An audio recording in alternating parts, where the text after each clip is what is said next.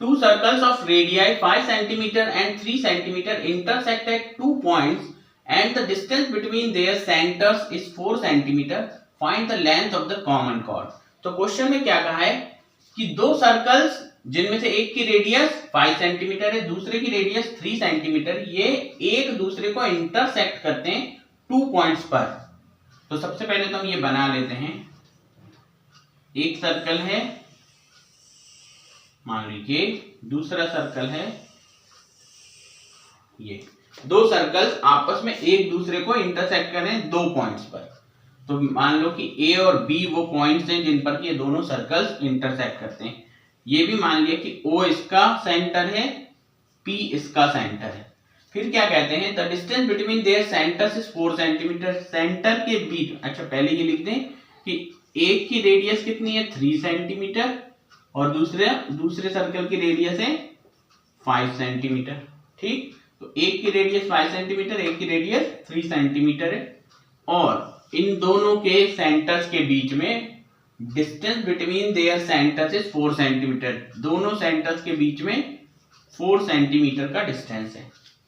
और फाइंड करना है कि length of common chord. Common chord मतलब जो दोनों सर्कल की कॉर्ड का काम करे। तो यहां से इसको ऐसे मिला दें तो ये जो है कॉमन कॉर्ड है, इस सर्कल की भी कॉर्ड, इस सर्कल की भी कॉर्ड है। तो इसकी लेंथ क्या होगी, मींस ए बी की लेंथ क्या है, ये हमें फाइंड करना है। ठीक, अब देखें, जब भी दो सर्कल्स आपस में इंटरसेक्ट करते हैं तो सेंटर को जोड़ने वाली जो लाइन सेगमेंट होती है वो कॉमन कॉर्ड को बाइसेक्ट करती है, वो भी परपेंडिकुलर बाइसेक्टर होती है। यानी यहाँ 90 डिग्री भी बनता है और ये बाइसेक्ट भी हो जाती है। ठीक, तो यही हम सबसे पहले तो लिख देते हैं सॉल्यूशन में कि if two circles intersect each other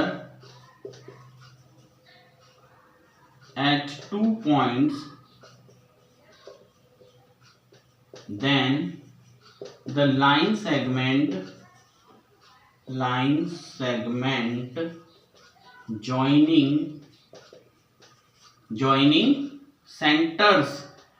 joining their centers is the perpendicular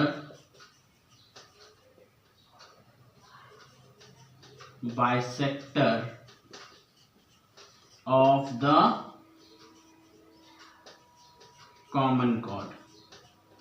ठीक, क्या कह रहा है, जो कॉमन कॉर्ड है उसके लिए ओपी, ठीक, ए बी के लिए ओपी क्या होगा, परपेंडिकुलर बाइसेक्टर, मीन दो बराबर भागों में भी बांटेगा और यहाँ 90 डिग्री भी बनाएगा। ठीक, तो इसका मतलब अब हम इस ट्राइंगल में देखें तो ये क्योंकि इसके ऊपर परपेंडिकुलर है तो ये हो गई हाइट और ये हो जाएगा बेस। तो हम इसका एरिया निकाल सकते हैं। ठीक, तो अब हम क्या करेंगे, एरिया ऑफ ट्राइंगल, कौन सा ट्राइंगल है, OAP, that is 1/2 into base into height. ठीक है, ट्राइंगल है 1/2 बेस इंटू हाइट, फॉर्मूला होता है ये 1/2 इंटू बेस। इसका बेस क्या है, O से लेकर P बेस है, तो OP इंटू हाइट, हाइट क्या है, A से लेकर इसे मान लो ये M है, तो AM। अब हो जाएगा 1/2 into OP। What is OP, O से P है 4 सेंटीमीटर, तो यहां लिख दीजिए 4 इंटू AM, विच इज जो हमें फाइंड करना है। तो इसको चाहो तो आप x मान लीजिए, तो हमने मान लिया x, या फिर AM ही रख लेते हैं, चलिए ठीक है, AM, तो AM ही छोड़ देते हैं। और यहां से एरिया ऑफ ट्राइंगल, इससे तो ये क्या हो जाएगा, 2 टाइम्स कट जाएगा, 2AM, क्या आ गया, एरिया ऑफ ट्राइंगल OAP। ठीक है, एक इक्वेशन बना ली हमने सिंपल एक। अब देखो इसी ट्राइंगल का एरिया हम फिर से निकालेंगे पर दूसरे तरीके से निकालेंगे। ठीक, अब हम पहले ये बताएंगे कि ये जो ट्राइंगल है ये यहां पर 90 डिग्री एंगल बना रहा है। हम ये बताएंगे कि ये 3, 4 और 5 जो है वो पाइथागोरियन ट्रिपलेट है और पाइथागोरियन ट्रिपलेट है तो मतलब ये जो ट्राइंगल है वो एक राइट एंगल ट्राइंगल हो जाए, ठीक। और पाइथागोरियन ट्रिपलेट को पता करने के लिए हमको क्या करना होता है, ग्रेटेस्ट साइड का स्क्वायर निकालना होता है। तो चलिए चेक करेंगे हम ये पाइथागोरियन ट्रिपलेट है कि नहीं। तो स्क्वायर ऑफ ग्रेटेस्ट साइड कौन सी है इसमें से, वो है एपी जो कि है 5 सेंटीमीटर, उसका स्क्वायर। तो एपी का स्क्वायर, ग्रेटेस्ट साइड 5 सेंटीमीटर, 5 का स्क्वायर मतलब 25, ठीक। सबसे पहले क्या करो, सबसे बड़ी साइड का स्क्वायर निकाल लो, फिर क्या निकालेंगे, sum of squares of other two sides. तो क्या कह रहे हैं, बाकी दो बची हुई साइड्स के स्क्वायर का सम। बाकी दो बची हुई साइड कौन सी है, एक है एओ और एक है ओपी। तो एओ का स्क्वायर प्लस ओपी का स्क्वायर, दोनों का स्क्वायर का सम। एओ ये है 3 सेंटीमीटर, ये है 4 सेंटीमीटर, 3 का स्क्वायर प्लस 4 का स्क्वायर अर्थात क्या आ जाएगा, 3 का स्क्वायर होता है, यही लिखते हैं 9 प्लस 4 का स्क्वायर 16 और दोनों का प्लस करेंगे तो 25। अब देखिए यहां भी 25, यहां भी 25, तो क्या आ रहा है, इसे मान लो ये फर्स्ट है, इट्स सेकेंड, थर्ड। तो हम क्या लिखते हैं, from second and third. Second और थर्ड से हमें क्या मिलता है, हमें मिलता है कि जो स्क्वायर ऑफ ग्रेटेस्ट साइड है, greatest side, it is equal to sum of squares of other two sides, ठीक। हमें यही तो मिल रहा है कि ये जो स्क्वायर ऑफ ग्रेटेस्ट साइड है वो भी 25 आया है, sum of squares of other two sides जो है वो उन दोनों का सम भी कितना आ रहा है, 25 आ रहा है। तो मतलब हमने लिख दिया कि ऐसा हो रहा है। इसका मतलब ये क्या कर रहा है कि ये पाइथागोरियन ट्रिपलेट है, पाइथागोरस थ्योरम को सेटिस्फाई कर रहा है।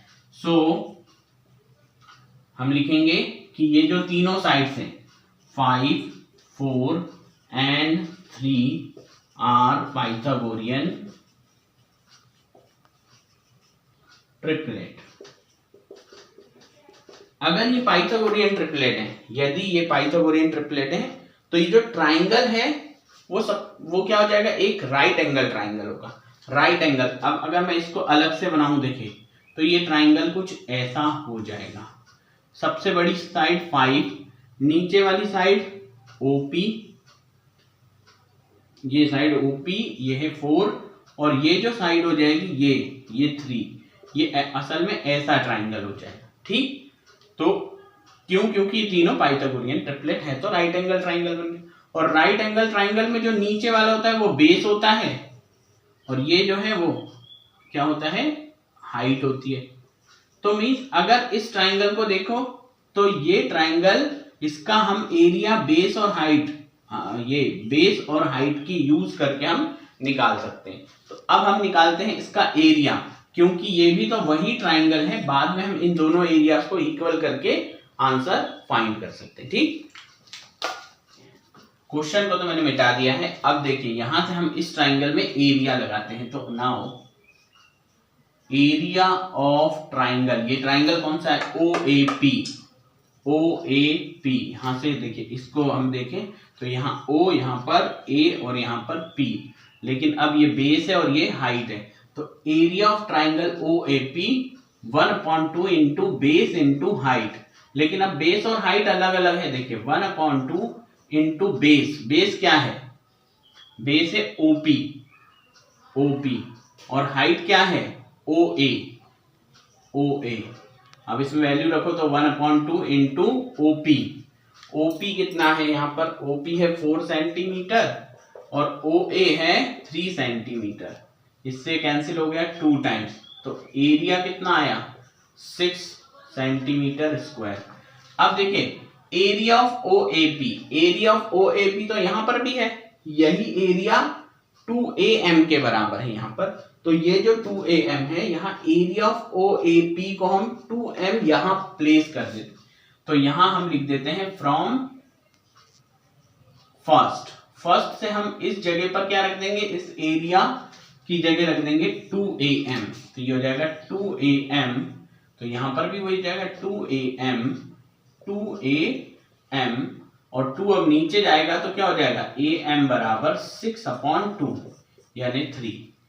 am की वैल्यू कितनी आई, 3, ठीक। am is equal to 3 centimetre. अब अगर am 3 सेंटीमीटर है, am 3 सेंटीमीटर है, तो a से b इसका क्या है, ये बाइसेक्ट करता है, तो इसका डबल है, यहां भी 3 है, तो ab कितना हो जाएगा, am का ट्वाइस, तो हम इसे यहीं लिख देते हैं। नाउ जो ab है, ab this is twice of, ठीक है, आधा यहां पूरा मिलकर के 6, ट्वाइस ऑफ am, तो यहां से क्या आ जाएगा, ab is equal to 2 multiplied by am की वैल्यू कितनी आई है, 3, तो यहां लिख दिया 3, और इसे सॉल्व करेंगे तो ab की वैल्यू कितनी आ गई, 2 3 6 सेंटीमीटर। और यही हमें फाइंड करना था कि a से लेकर b तक की दूरी कितनी है, ठीक है।